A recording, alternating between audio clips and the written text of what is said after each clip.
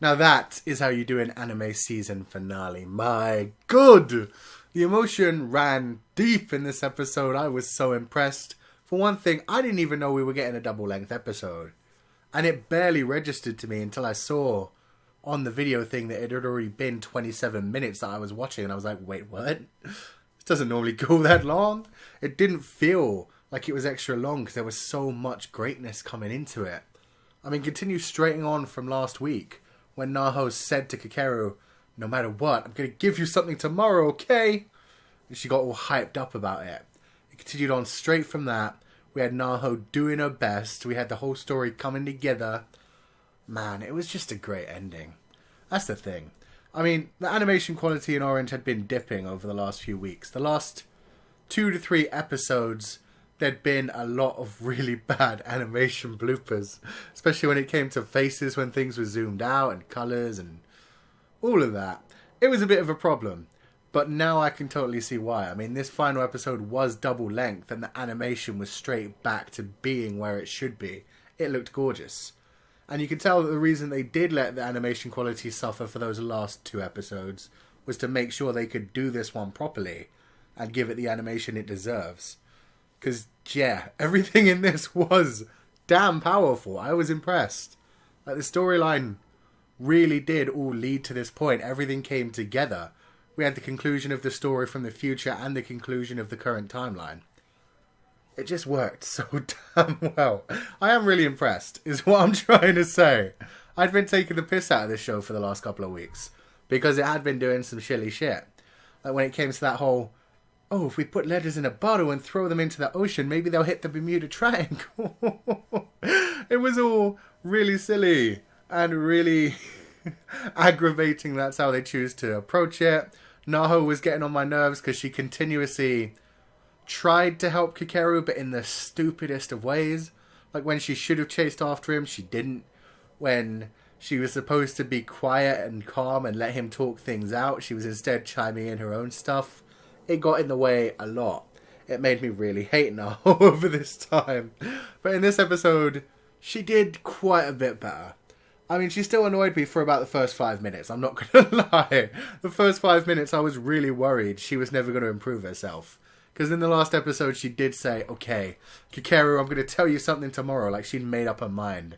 She seemed ready to go into battle. And then today, we had this moment where she was, like, listening to the letter to the points where she had met up with Kakeru throughout the day and planning on properly talking to him during one of those. But she never really forced the issue during any of them. Like, every time she managed to let him walk away without stoically just saying, no, Kakeru, I need to talk to you. I need to tell you something. I need to give you something. She just let it keep slipping by. She didn't ever try to chase after him. Until the final one, when he was about to go home for the day. Then she stepped up, and she stepped up well. Because she was worried she was going to lose him. And rightly so, to be honest. I was so happy with how everything went. I mean, you had her... Poor Naho, man. Smash the chocolates that she made so much effort to make. You had her stare down Ueda and actually shout at her to get out of the way. Ueda was even, like, so lost in that moment. Like, she called it boring, but really she was just shocked to see that little girl Naho stepping up and being serious for once. And then she got to Kakeru and made sure that they had the moment to talk before he went home. So that was all brilliant. It was a straight 10 out of 10. Naho finally took control. She confessed to Kakeru. She talked about her feelings. She got him to talk about his feelings. And it was all this stuff that really should have come out a while ago. I mean, they should have talked about it like the day after. Naho should have forced the issue rather than letting it drag on so long. And Kakeru knew that he was in the wrong and that he was being a dick, but he kept letting it go on. So, I mean, yeah, he's certainly not in the clear either. He was being a dick for sure. But it all came together. They started dating. It was so sweet. And we got like the wrap up of the future story as well, which I really liked. Because you had that general idea where they thought about the fact that no matter what, their own world was not going to change. And they were okay with that. Because if it did change, it would have been erased, but then the letter wouldn't go back. So that doesn't work. With the multiverse theory, it means that some other universe, Kakeru would be fine. And they were happy with that idea. I especially like the fact that does mean Suwa and Naho in the future still have their child, they're still in love with each other. Because it was grating on me, the whole idea that they wanted to save Kakeru, and you had Suwa from the future talking about how she'd have probably been happier with Kakeru. It was really sad.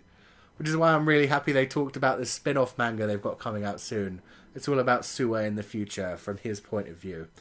And today, after the anime aired in Japan, they also had the announcement that there's going to be an orange movie with all new unseen scenes.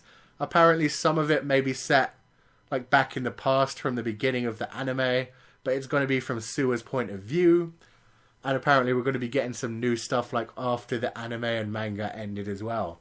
So we're going to be seeing a bit more of the future, which is good. Because I like that. I like Suwa's timeline. I'm interested to see how it's going to be. I'm glad that they did that movie announcement. That's probably why they worked so hard to make this finale so powerful, so emotional. Because it really was good. You had all the friends coming together. And then you had Kakeru, who decided that he loved everyone, but at the same time was still going to commit suicide because he was still just so shaken up when he found his mum's messages to him. It was just another one of those moments where he felt like he didn't deserve happiness, and he wanted to apologize to his mum for everything. The fact that she was being so sweet, he felt horrible about that. He didn't want to be alive. He wanted to instead talk to his mum, and that's really sweet and sad.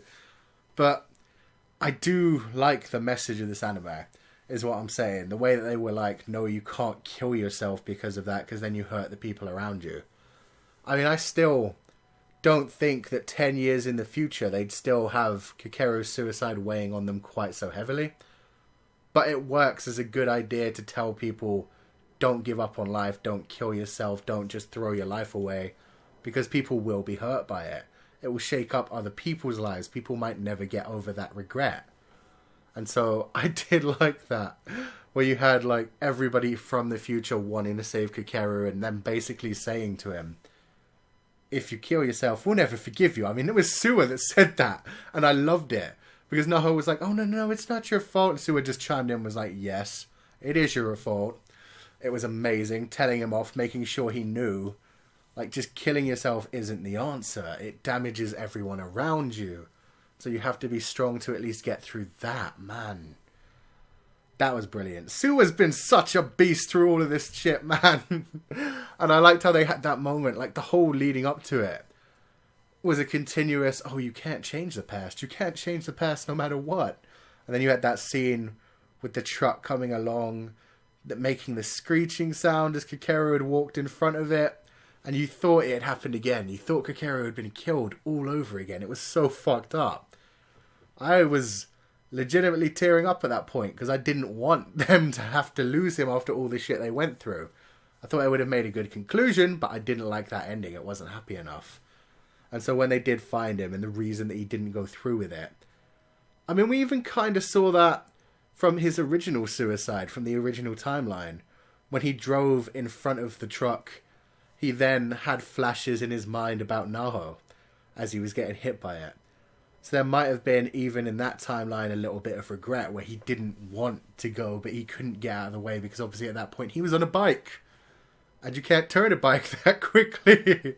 Whereas in this timeline, because he was on his feet, he managed to jump back out of the way of the truck and survive it. And he talked about how he wanted to see the next day. He wanted to keep living.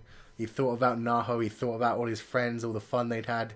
So it really was all the little things they'd done day by day to make his days happier, to make him have no regrets for at least the time he was spending with them after the time that he abandoned his mother. And that phrasing is kind of fucked up. He didn't abandon his mother, but the day he didn't go home to his mother early. Like, they made it so happy that he didn't then want to leave them. And so that was amazing. Especially when you find out that Hagito really did fuck up his bike. And if he had been on his bike, who knows? Even with all of that feeling, he may have still not been able to swerve out of the way in time. He may have still been killed. So thanks to the combination of Suwa being such an amazing person, the whole group coming together to make his time so much happier, and also Hagito, who's just so intelligent and thinks about things so well, and destroyed that fucking bike, they managed to save him. And I loved that. It was so damn cute. We had them reburying the time capsule, being friends all over again. The whole, is there a universe where Naho and Suwa are married? And Suwa freaking out about it. Oh, it was so damn cute.